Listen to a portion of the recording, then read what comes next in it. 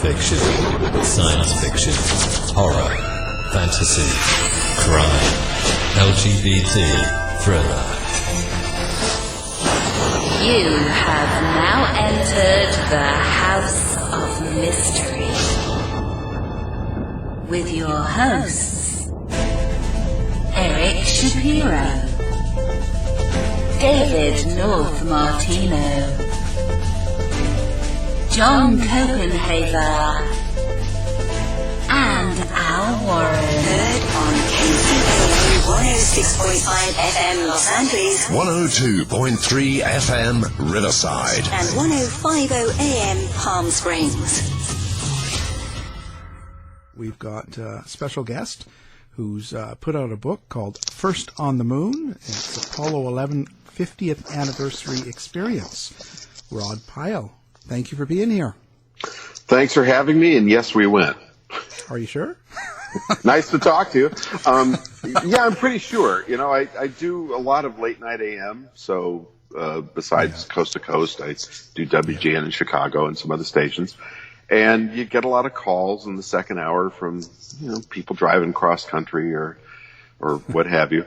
And that question comes up a lot. It's like, well, I don't believe that we did that. And I used to go into this little sermon about, look, before we're going to have this conversation, just go do some of the things that I've done for these books. Go to the Kennedy Space Center and to Houston, to the Johnson Space Center Museum, and look at the rockets. They're the most expensive museum exhibits in history. They're $500, $600 million a copy. We didn't fly the last 3 Apollo missions. The rockets and the command modules and the lunar modules are sitting there. Go look at it. Touch it. Get a real good look at that machinery and tell me you think that was all a con job.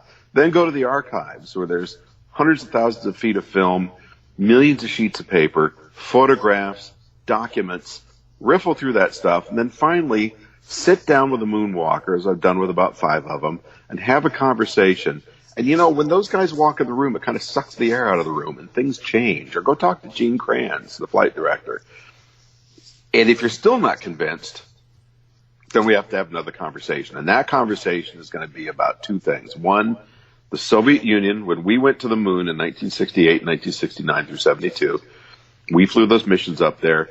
Radio transmissions are coming back from the Apollo Command Module and Lunar Module to Houston and Mission Control, right? You don't think the Soviet Union was listening in?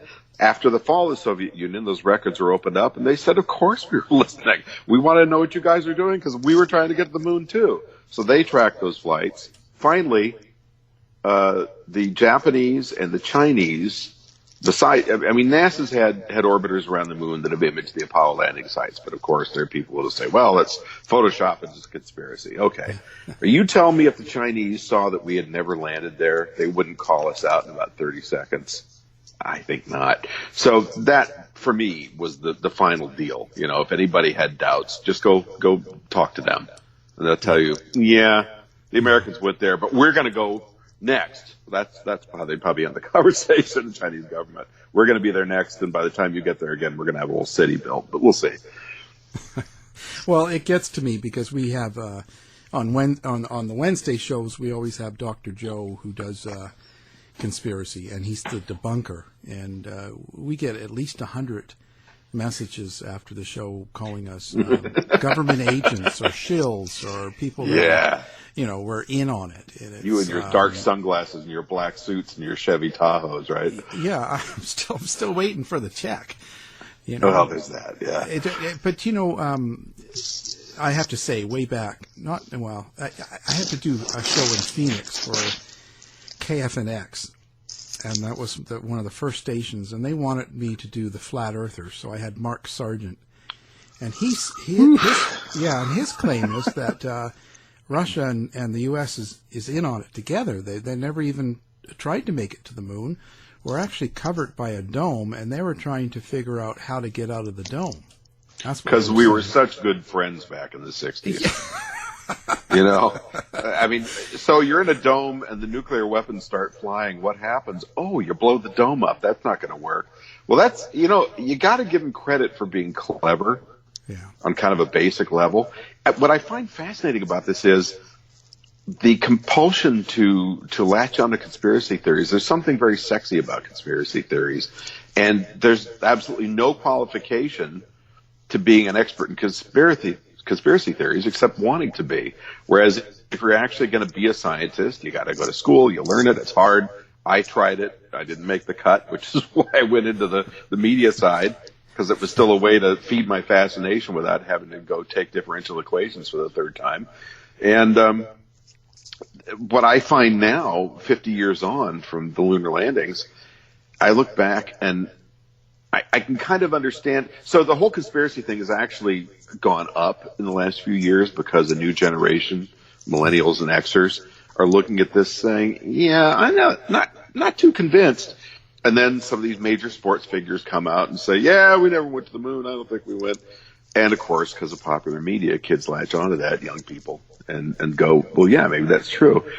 And it's a shame, but I have to kind of say I understand a little bit of their thoughts, because I grew up during Apollo. I saw those things when they were happening. I've looked at those machines. I've met the astronauts. I've talked to the engineers and technicians and mission control guys. And I look back 50 years out at what happened with that 1960 technology, and I can barely believe we did it, because we were flying out right at the edge of what this machinery could do. It's phenomenal. And we're trying to do it again, and it's proving to be very challenging. And so, the thing that only the U.S. was able to do is proving to be very hard to duplicate. So it was a magnificent achievement, but I think we did it. Yeah, I know. I don't know. It just drives me nuts. Well, why did we stop going to the moon? Like, we were going for quite a while, and then that's it. Was there a particular reason, or? Well, I think the reason is sort of rooted in why we went, in a weird way. So Kennedy says in 1961, and then again in 62 at Rice University, we're going to the moon. I want it by the end of the decade, get it done. And, the Democrats in Congress clapped and looked at each other like, wow, is he serious? And the Republicans clapped a little less and looked at each other and said, wow, is he serious? And the guys at NASA, which was only a couple of years old at that point, remember when he announced this, we had a grand total of 15 minutes in space with Alan Shepard, who didn't even go into orbit. And now Kennedy's saying we're going to the moon. And the guys at NASA are looking at each other saying, wow, is he serious? We don't even know what questions to ask, much less what to do. But, it was a time of geopolitical struggle. Kennedy wasn't a big fan of the space program right up front, but he knew we had to prove that we were as good as or better than the Soviet Union, who was beating our pants off in space. So he asked his advisors, and they said, they could probably do a space station before us. They could probably loop the moon before us. But if we go for a landing and a return, that's hard enough that we think we can do that. So that was the impetus. Then in 63, Kennedy's assassinated. So the Apollo program, Gemini program, and Apollo program march on. There were a number of people in Congress, the Senate, who wanted it stopped. But, this is a political hot potato. You're not going to cancel the martyred president's space program. So there's a lot of very smart people who think that that's one of the reasons that it succeeded. Well, by 1968, we've got Richard Nixon coming into office, and he's inheriting this democratic space program. So he certainly made great hay when the moon landing succeeded. He was, if you're old enough to remember this, he jumped on the phone and got on the split screen on the three major news networks and talked to Neil and Buzz on the moon and burned up many millions of dollars of expensive moon time minutes chatting with the astronauts because it was a great political moment for him. But he really was not a fan. So by the time we were halfway through the Apollo program, he had already canceled Apollos 18, 19, and 20, and the hardware had been built. Those rockets are the ones that are sitting in museums I was talking about. He canceled those and said, nah, we're going to spend a lot less on space, and NASA tells me they can build this reusable space plane that'll fly every week, and it'll be great. And the idea was the shuttle would basically launch, do its thing, land, you'd hose it off and clean out the ashtrays and launch again. And it didn't turn out to be like that. It was much more complicated. The technology was really not up to the task at that point. And again, Nixon kept cutting the budget, so the shuttle that did fly was a very compromised design. So to get back specifically to your question, I think we took our eye off the ball because there are people, and even Obama said this, there are people that felt, we've been to the moon, we've seen it, there's nothing there but rocks and vacuum, and why should we go back? And so there was not support in Congress, there was not tremendous amount of popular support, although NASA's brand has really been pretty consistent throughout the years of the space race and since then. So it's really more about the political machine than it is about popular support. There just wasn't enough of a motivation. Now, if we had found, thousands of tons of emeralds on the moon or unobtainium that we could bring back to Earth and it would power batteries indefinitely or something, that'd be a different story. But we didn't find anything that works for the American psyche, which is usually a profit motivation. And so that was the problem, and that's, I think, why it spiraled down. However, in this new space age we're entering, and if you saw the launch of the Falcon Heavy, I think that was the kickoff. It's been happening for a while, but that was really the big public moment. If this crazy billionaire, can launch his used red Tesla Roadster into orbit just to show that he can, this is truly a new era. The difference now is you've got these billionaires who are building rockets because they're tired of waiting. You've got China and India who are really advancing their space programs very steadily and fairly quickly. And you've got this new impetus with NASA to try and get it together and get human spaceflight out of Earth orbit. But at the center of all this is a profit motivation, because there are ways to make money out there. It just takes investment. And a lot of money is being poured in, not just from government, from the private sector. So I think that's what's going to make the difference this time, is there's money to be made. Yeah, it's always about money, isn't it? And I will say, well, in the 60s, it was a great pressure to beat Russia. And there's not that big pressure now, is there? Well, there's not, although it was interesting when Vice President Pence gave his press conference, about 6 weeks ago now, maybe 2 months. The afternoon before, we were going to head back to the moon with American astronauts by 2028, and then that press conference came mid-morning, and the next thing we knew, we were headed back to the moon by 2024. And it was kind of a surprise, and this is part of the Trump administration's push, probably to get it done by the end of what he hopes is the second term, but also there's a legitimate notion of, look, let's pick up the pace here for a couple of reasons. One, NASA's kind of been, in the mind of a lot of people, dawdling with the Space Launch System and the Orion capsule. It's only flown once unmanned, and the SLS didn't even fly, just the capsule. And they're continuously behind schedule. Let's get going. It only took 5 years to build the Saturn V.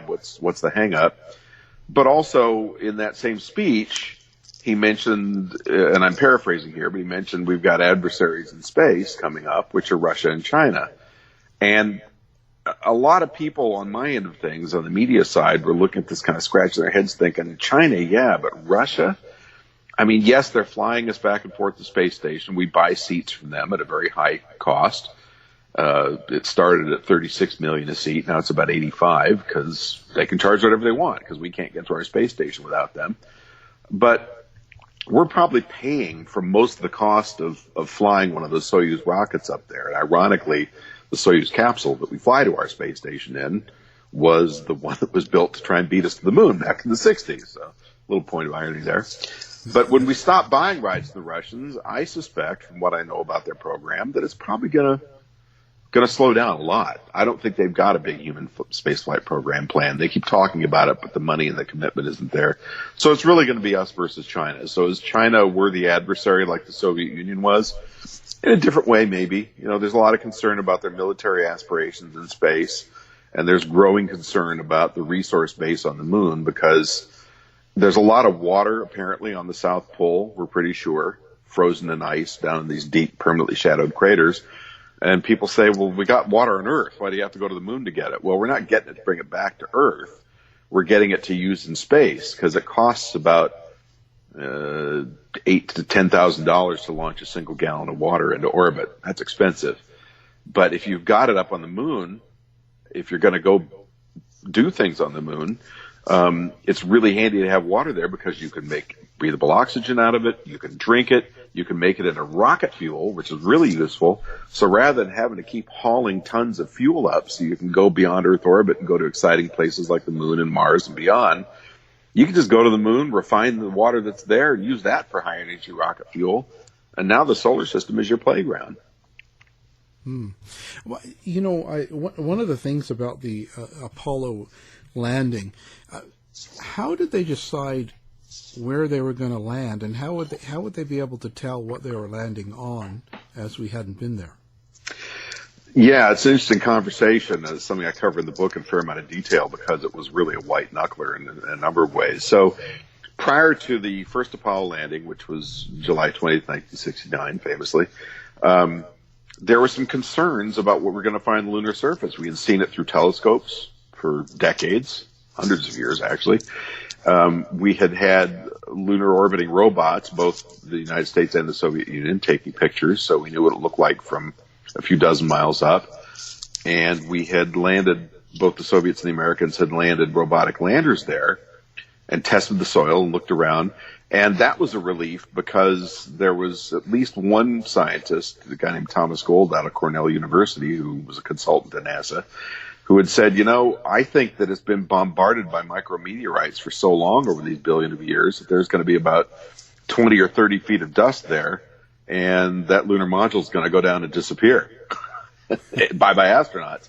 So having the surveyors land there and say, nope, I'm tapping my foot, it's a nice hard rock, I've got my little sampling scoop, and I'm going to shove the soil around. So it's, you know, it's just like being in Barstow, California. It's just like desert rock. And I went, okay. So we know we can land there. So the next question was where to go. So for the early missions, like Apollo 11, Apollo 12, they just wanted something relatively flat and smooth and safe. And there's always this tension. I work at Jet Propulsion Laboratory, which is the NASA Field Center in Southern California, off and on. And, you know, if you're sitting in, they have these conferences where they try and decide where to land the next Mars rovers. And it's kind of fun to be there because you've got the engineers on one side saying, just go somewhere flat, okay? Give me something safe. Then you got the geologists going, well, we want somewhere where there's been water activity and there's interesting rocks to look at and lots of formations, which of course rumple up the ground, so that's dangerous. Then you've got the life science people, the astrobiologists saying, take us somewhere where we might find some critters or some fossils of critters. So there's this tension between these three groups. We weren't looking for life on the moon, but we were looking for interesting science returns, particularly for the geologists. So for the first few missions, it was just land somewhere safe and come home, bring some rocks. And then as the program progressed, the landings got more and more challenging and the terrain got more and more interesting. But for Apollo 11 in particular, they were just looking for a flat spot. And as it turned out, with that first landing, they almost didn't find it. They had orbital maps, and they had pictures taken from the Apollo 8 and Apollo 10 astronauts who had orbited the moon, but nobody had landed there yet. And as you know, if you've ever taken a jet airplane flight, things look really different from altitude than they do down on the ground. So it was really touch and go there on that first landing. Yeah, and they had really, really primitive computer equipment as well. So they didn't have a whole lot of backup, as you would say, you know? Yeah, you know, part of the problem with space is you're moving in 3 dimensions. So we're used to navigating on roads and oceans, but when you have that third dimension to worry about, and there's no GPS out there, you have to have an inertial guidance system, and you have to have certain guide stars you can sight and enter the coordinates in your computer. And that's what lets the computer know where it is in 3-dimensional space. And at that time, this is the early 60s now, they're designing their moon ships. They knew they needed an advanced computer system, so NASA very smartly bypassed IBM. And there's nothing wrong with IBM, but they were building computers that took up entire rooms at that point. They went to MIT, to their instrument laboratory there, and said, we need to shrink that room full of computers into something the size of a briefcase. But we don't really know what we need it to do. I was just reading about this morning. And the MIT guys said, well, okay. You know, they're academics. Yeah, okay. And within a couple of years, they realized that they had bitten off a very tough chew. This is not a banana. This was like eating shoe leather. You know, this is going to be a tough project. And they barely made it. The 2 items that really slowed down Apollo and almost scotched the whole thing before the end of the decade were the Lunar Module, which was a really huge engineering challenge, and the computer. But they did manage to shove all that stuff into a little tiny box with some fairly exotic for the time technology and really, really simple but very robust programming. And remember, this computer had 36K of the kind of memory we would think of today. And so it's about powerful enough, literally powerful enough to power your toaster oven. And all of NASA, and in fact, according to Alan Stern, the guy who runs the New Horizon mission, who's a very respected scientist, I was at a conference with him recently, and I had made the quote, your cell phone today has more smarts than all of NASA did in the 1960s. I said, actually, I just calculated that the other day. Your cell phone, your iPhone in your pocket there, has more computing power than the whole planet did in the 1960s. So, yeah, it's amazing that this computer worked.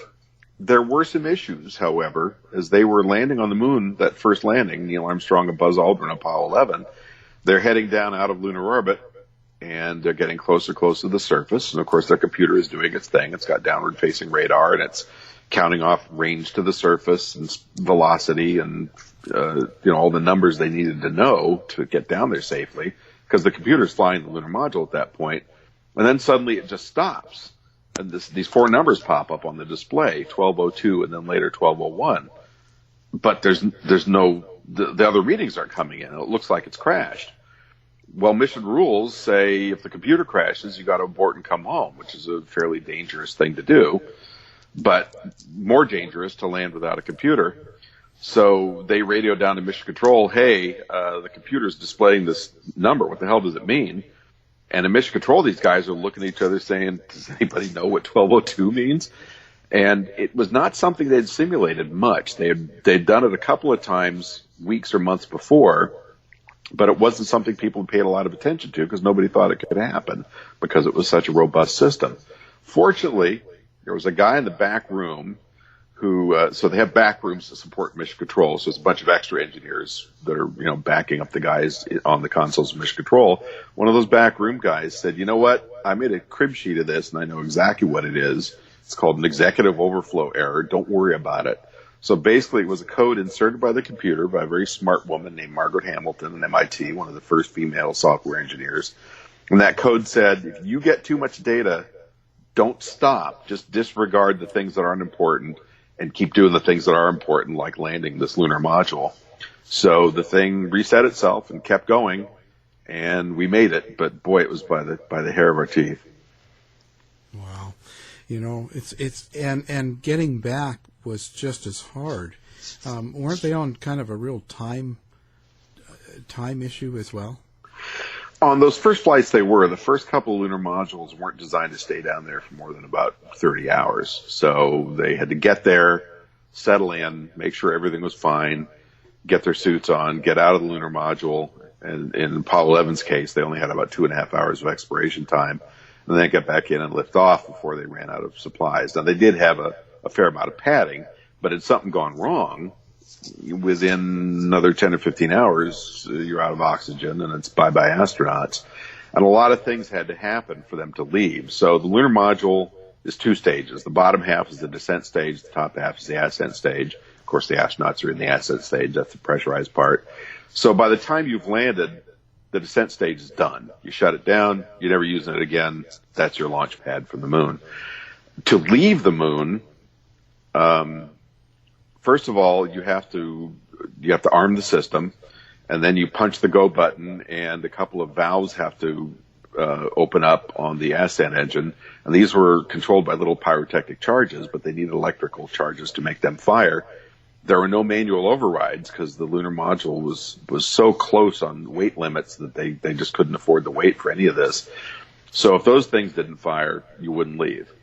So assuming the engine fires, then you have to separate from the bottom half. Well, there's explosive bolts binding these two halves together, and electric charges have to make those explosive bolts split open so that the two halves can detach. If those don't work, or even if one of them doesn't work, you're not leaving, right? You've got one explosive bolt left, and the top half of the lunar module flips on its side, and bye-bye astronauts. But there's one more thing.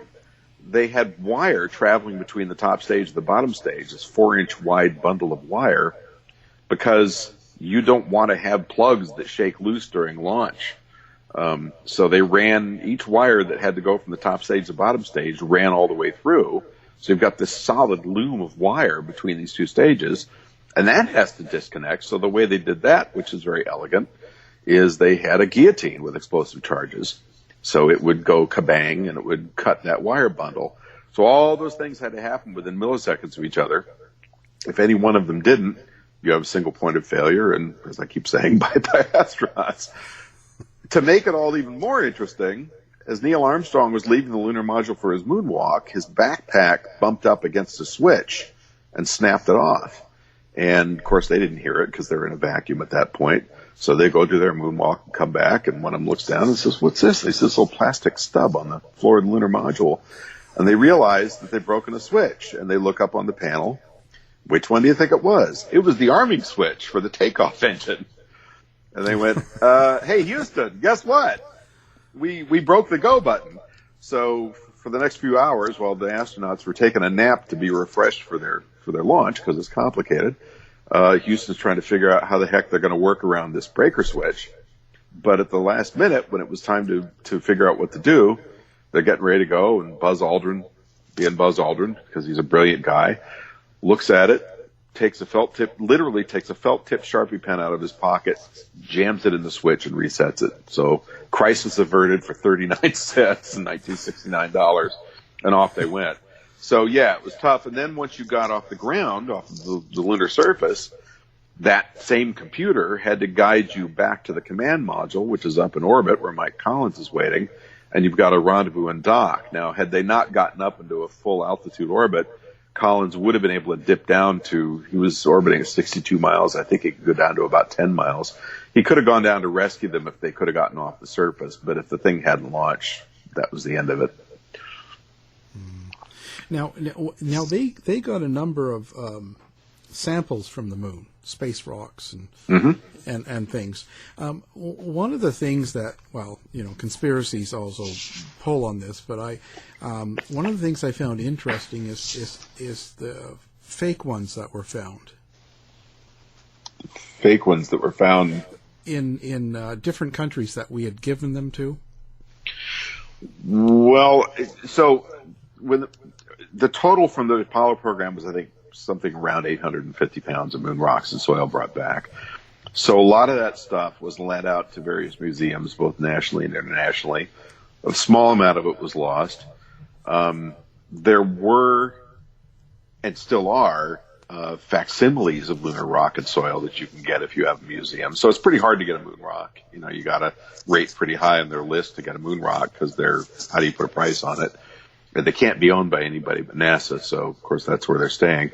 There were reproductions made, but as far as I know, there were no fake ones found on the moon. They're just found down here. No, but I mean that we had given the rocks to different countries and to put in museums or whatever. And one in the Amsterdam Museum, it was the Dutch National Museum. When they they had the rock there on display, and it was just petrified wood. I never heard that. That's fascinating. Yeah, NBC, because that's who I work for.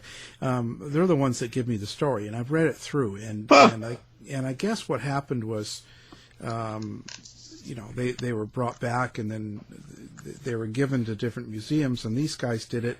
And then years later, when they did some sort of sampling or studying on it, they found out it was petrified wood. Well, moon rocks aren't all that amazing to look at. I mean, they're amazing because of what they are, but they're not particularly amazing from what they're made of. Most of them are breccia, either basalt or breccia, volcanic rock, basalt. Breccia is kind of reconglomerated volcanic rock. So they're interesting, but they're just this gray kind of looks like a charcoal briquette that's been broken in half. And, so it's not hard to fake that if you go out and look for the equivalent rock on Earth. What's interesting to me is you can go to Meteorite. I have a good friend who's the president of the National Space Society. I edit their magazine, and he is a meteorite broker. That's what he does for a living. And you can type meteorites when you get them. So generally, they're more stone or they're more metal and all this, but you can also, by doing an analysis of them, figure out whether they came from an asteroid or whether they were a chunk of the moon or Mars that was knocked off and made its way to Earth. And those aren't as uncommon as you might think. So while it's really sexy to have a moon rock that was picked up by Apollo, if you don't mind getting one secondhand that landed on Earth, it could have been wandering in space for a million years, but they do eventually land on Earth, some of them. And you can tell it by typing it. So you can actually have a moon rock in your hand for, a couple $100. Wow. Yeah, but I don't want a used one. Well, and there you go. You want one of those fresh Apollo ones. And they're pretty, they're, like I said, you can't get them now, but if Jeff Bezos has his way, he came out right about the time that Pence said we're going back to the moon by 2024. Well, that's a nice idea, but you know what? We've got a rocket we haven't finished. The space capsule's almost done. Orion's doing well. The Space Launch System's not there yet. We don't have a lander. And, it's hard to build them. We don't have lunar modules anymore.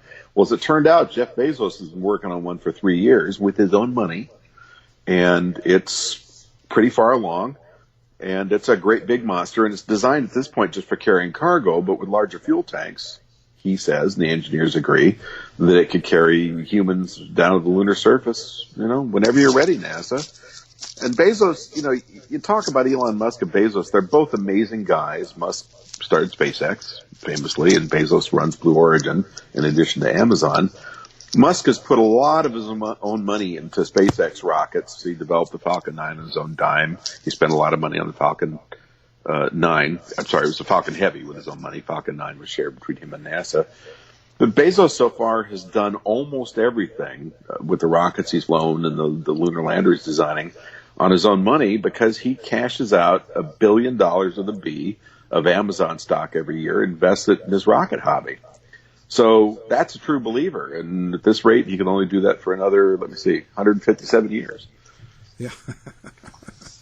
Yeah, the poor guy's broke. He's giving all his money, I know. Life. But, if you're going to spend your money on something, I admire guys like Bill Gates who go out and really try and change the world. And he's done a fantastic job for the kind of things that he and Melinda, his wife, are concerned about, child welfare and poverty and hunger and all that. I think Bezos and Musk in their different ways are doing the same thing in different directions. They're looking up and out and saying, this is important. There's a lot of resources in space that are becoming increasingly scarce on Earth. For instance, rare earth metals, which we at this point get, I think, 90% of them from China. And if this trade war heats up, we could really be hurting pretty quickly. There's a lot of those out there in asteroids, but you got to go out and mine them. You got to go find them, and you got to get them. If you can get solar power satellites up, and then they're large, it's a big deal. It's a big construction project. It's kind of like doing Hoover Dam up in space. But if you can get a big solar panel farm up there and then beam power back down to Earth, you've got power 24/7 coming down to Earth stations. Now you're weaning yourself on fossil fuel, and we can clean up this planet within a matter of decades. So that's, I think, where their sights are set, and that's pretty exciting. So do you think that we will be relocating, so to speak, or moving or getting to a place like the moon and regular people will be able to travel to the moon? This is going to be common? Eventually, common's a tough word because it's always going to be expensive and hard and dangerous. But, I think for the next couple of decades, and there are a lot of people that take exception with this who really believe strongly in the settlement argument. And I think ultimately settlement of space is inevitable because whether you talk about overcrowding or just the opportunities out there, there's a lot of reasons to do it. But I don't think it's a matter of manifest destiny as much as it's a matter of profit motivations. We'll continue to do expeditions. We've done expeditions to the moon already. We're continuing to do expeditions to Earth orbit now to do research and engineering projects. We'll probably go out to Mars in an expeditionary fashion. We'll do our thing, we'll come home. But ultimately, what is it that's going to enable people going to these places to stay? Well, first, we've got to go see what's there and see what we can do with it. Like I think I said earlier, we already know there's water on the moon, and from water you can get rocket fuel and breathable air. and drinkable water and so forth. So instead of launching that stuff at the cost of about $10,000 a gallon, now it's right there. So when you start being able to develop resources locally, not only do you have a way to get there and stay and to go beyond on other places because your fuel base is right there, but there's a market. So that stuff has an intrinsic value out there. It's going to be a lot less than launching it, but it's a lot of money still. So if you store that in Earth orbit or lunar orbit, so I can get up into Earth orbit with my rocket, which is most of the work you do to get into space, once you're in Earth orbit, you tank up from one of these orbital tankers with fuel that's derived from lunar resources, water. Now you can go pretty much anywhere in the solar system if you got enough gas. And if it's Mars, we know that there's a lot of water on Mars, like enough to flood the whole planet to a depth of about 30 feet, but it's all locked up in ice. You melt that and you reprocess fuel, and now you've got gas to come home. So it's this kind of living off the land thing that I think will make this happen. Specific to your point, I think normal people, quote unquote, will go when people like Musk and possibly Bezos are able to make it cheap enough that the moderately wealthy can afford to. So like Musk keeps saying $200,000 to Mars. I think it'll cost that much to go to the moon for the next 10 years, but I'd love to be proved wrong. But then in terms of the average guy, I think that's a paradigm shift. That's after the machines have gone, because the machines will always go first. They go where it's dark and dangerous and scary, and they explore, and intelligent robots can start building the infrastructure. They can build the landing pads and the habitats and so forth, the processing stations, and they prepare the way, and then people go when it makes sense. And that's when I think you start to see real settlement. And then that, for a good number of years, there will probably be resorts in orbit and possibly on the moon where the very wealthy go. But I think for a long time it's going to be like working on an oil rig. You know, it's going to be that kind of industrial sort of environment where you go out because there's a job to be done and it's something that people do well. Yeah. It's just, well, what about the aliens with their space base on the moon? They can help us out, right? Gee, I thought it was the Nazis. Well, they're there too. But yeah. You know, if that was true, and there's a part of me that's a little scared of that idea. There's a lot of people, very smart science people, that want us to stop sending radio message out trying to contact the aliens because they might be having a bad day and decide that humans are irritating and come put an end to us.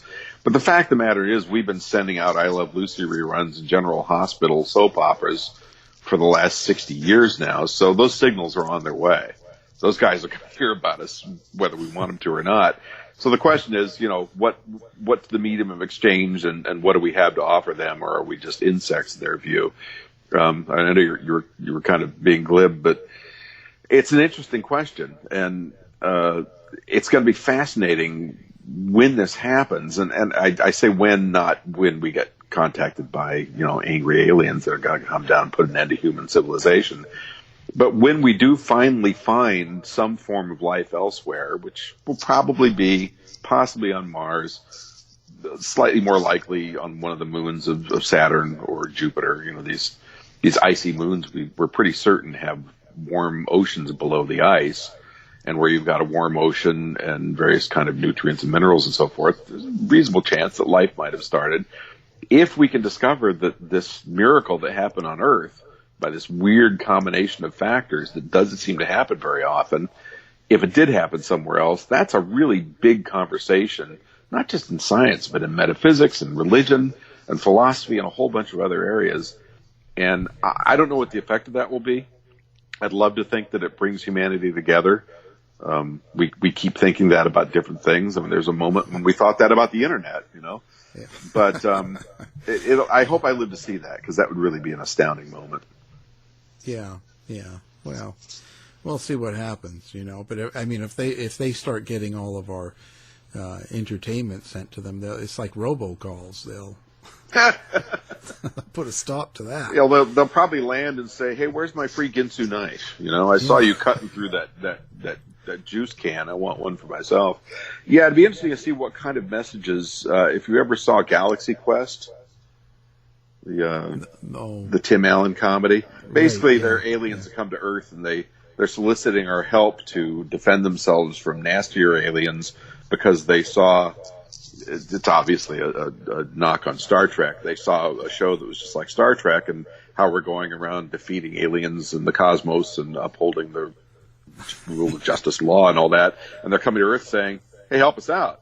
And Tim Allen's saying, look, it's just a show, you know. It could be a scenario like that, or they could see that One I Love Lucy episode that stressed me out so much, where she's doing the chocolates on the conveyor belt, and just decide that humans aren't worth keeping around and put us all in a zoo, you know? Who knows? Yeah. Well, that's pretty close. And now, when you were doing this book, I see you've had a lot of interaction with Buzz Aldrin and the family and Neil Armstrong's family as well. How did they contribute to your book? Well, Buzz wrote the foreword, obviously, and I've known him for 10 or 15 years. And, you know, we don't hang out and clink beer glasses at the local pub, but we've worked together a couple of times. So he gave me a lot of information over the years about, besides just his experiences, about his future plans. And of the Apollo astronauts, he's really the only one, and I say this with some caveats, because a number of them were very positive on the idea of continuing to forge ahead and push forward. But Buzz has been the most vocal about it. He has never stopped campaigning for going above and beyond and further and over that next horizon. And he's been very vocal and active about that. Not always to NASA's joy, I will add, that sometimes they kind of part company on how they think it ought to be done. But he gave me a lot of background about his ideas for the future, and that's been sprinkled in a couple of books that came out this year. Talking to Armstrong's son was more just a matter of kind of refining who his dad was, because Neil was not somebody that you got to know very easily. When he left NASA right after Apollo 11, he took, I think, one position within NASA and then decided he didn't want to be an administrator and went to academia. And he went to Ohio State and taught there for the next number of decades, taught engineering. So imagine you're enrolling in engineering 1B. You walk into class and, hey, this professor looks kind of familiar. He's that guy that walked on the moon. I mean, how cool would that be? But he didn't give interviews, and he very rarely gave them at any rate. Jim Hansen got them for his book First Man. But I think what I got from his son was, you know, the Neil Armstrong we saw in the movie First Man is not the Neil Armstrong that other people knew. The Neil Armstrong in First Man, Ryan Gosling, was taciturn and depressed and torn to shreds over the death of his daughter, and I'm sure that was a very difficult time. But when you talk to people who knew Neil, that's not the person they knew. They knew somebody that had a very wry sense of humor and a twinkle in his eye, an incredibly curious mind. And if you just listen to the downlink from the moonwalk, Neil's having a blast. He's very upbeat. He's running from task to task, and he's fascinated by things he's seeing. So that was important to talk to his son to get a sense of that. Andy Aldrin, the best thing I got from him, I mean, it was a wonderful conversation, and I've known Andy for a number of years. We serve on a board together, so we've kind of become friendly. And I said, you know, is there any, so I do the interview for about an hour, and then as you always do with these things, you say, is there anything you want to add? And usually the person you're interviewing says, that's about it. And he said, yeah, I want to tell you something I've never told a writer. You want to hear it? Duh, right? And he says, when my dad was walking on the moon, I wasn't scared he was going to die because I trusted NASA was the best. I wasn't scared that his oxygen was going to run out because I knew that NASA would cover that. I wasn't scared they weren't going to get home because the Lunar Module was going to fail because I knew that NASA had tested everything to the nth degree. He said, what I was scared of, I was looking at that cable that went between the Lunar Module and the TV camera, and it was all coiled up. It wasn't laying flat on the surface because it had been stored in a coil. He said, I was scared to death my dad was going to trip over that and embarrass me in front of my classmates at school. And I thought, man, teenage boys the same everywhere, you know? Yeah. So that was a lot of fun. That was an interesting piece of insight into the lives of astronauts. But one thing they both told me was, growing up in the Houston suburbs and Clear Lake and those other neighborhoods around the Johnson Space Center, you know, they thought they were like anybody else. It wasn't really a big deal to have dads that were going off to the moon or flying in orbit in Gemini or working in mission control, because everybody was. And they played football and practical jokes and the kind of stuff that all other kids do. It was later that they both said they realized how different and truly amazing this all was. Did you get any surprises when you were doing this book, putting it together and going through all the archives and memorabilia and stuff? Did you come across stuff that really kind of shocked you? No shocks. I've been writing about Apollo since 2000, really since the 90s for TV, but for books since 2003. So I've been through this story a number of times. I think, though, one thing that was a real pleasure was there was a new release of images online in 2015, I think it was. So NASA's had all the images that were taken on the moon. These were all shot on film, mostly 2.25-inch film on Hasselblad cameras, sitting in the archives for 50 years. But if you want to see most of it, you had to go to the archives in College Park, Maryland, dig through these musty old boxes to find the stuff, and it's expensive, and you got to make an appointment and wear your white gloves and all that. So it's kind of a hassle. And, as authors, 20 years ago, we had to go in the library and pull out those 3-foot-long drawers and riffle through file cards to find books. Now, most of that stuff's on the Internet. And it's the same with the NASA archives. Most of that stuff's on the Internet. So there's a big release of images in 2015. And you can see why they didn't bother to do it sooner, because they picked the best stuff to release after the mission. So the shot of the Earth on Apollo 8, and the shot of Buzz Aldrin standing on the moon, and the astronauts saluting the flag and so forth during those missions.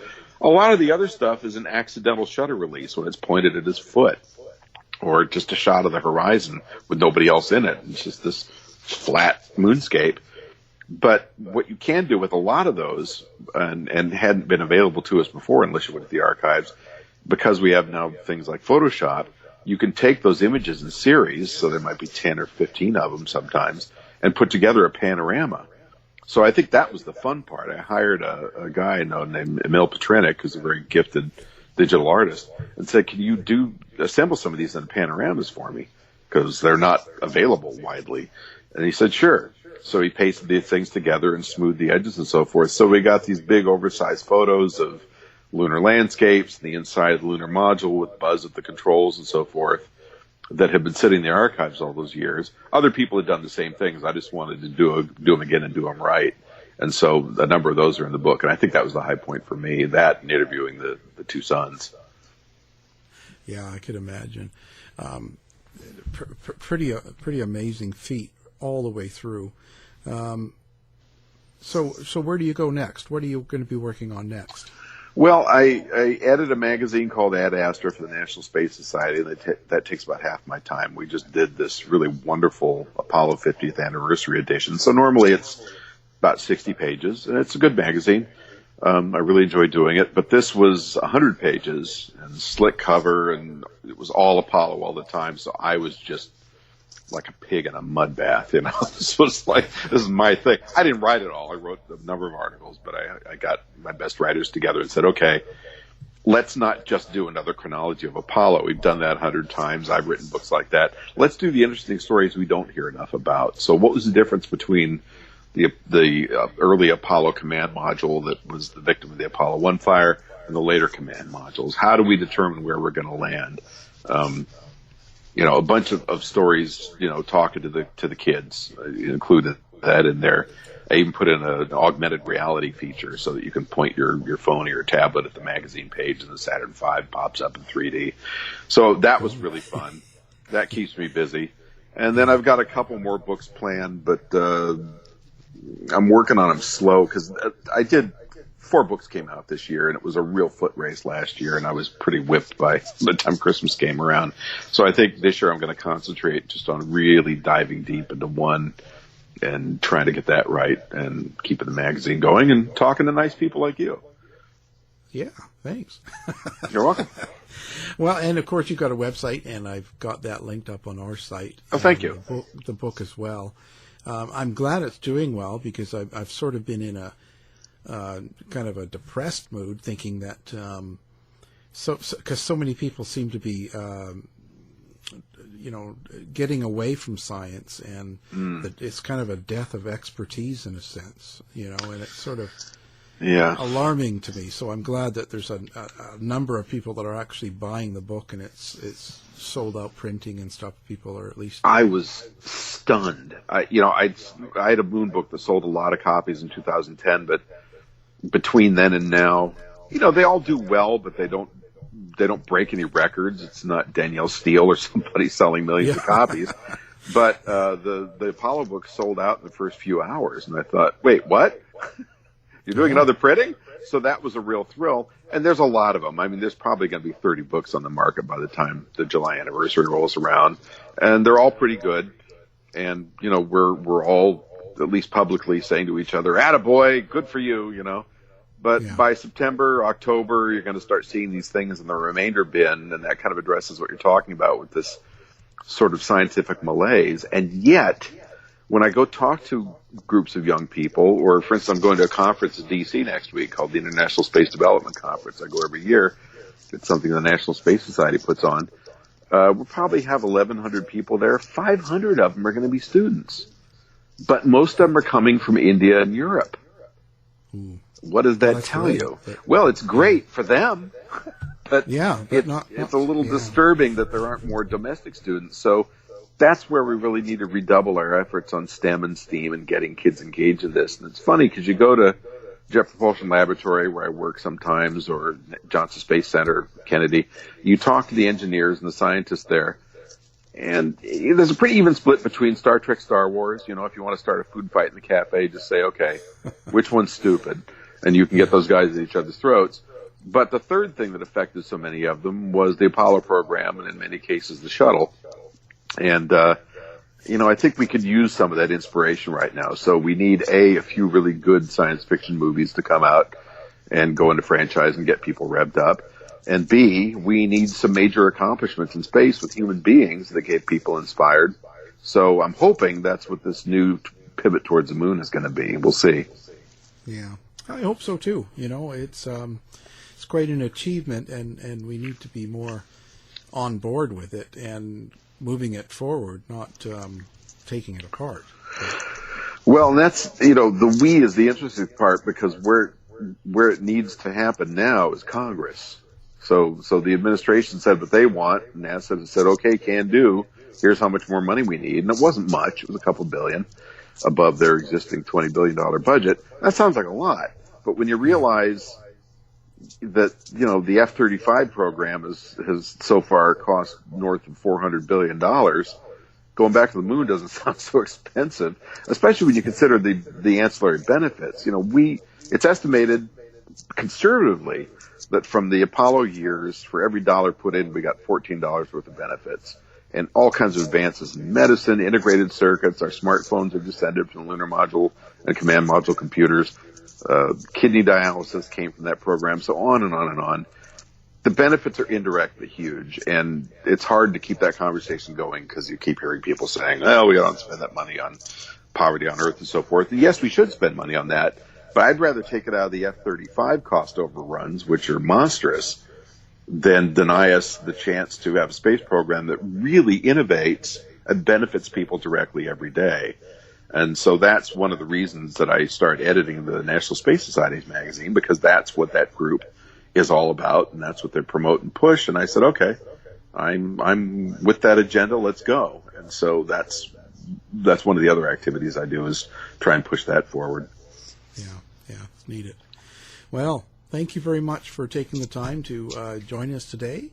Our guest has been Rod Pyle, and the book we're talking about is First on the Moon, the Apollo 11 50th Anniversary Experience.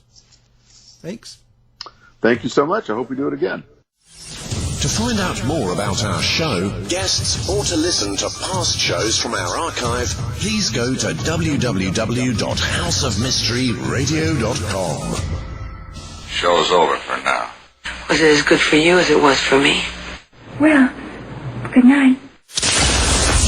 This has been a production of Something Weird Media. I'll be back.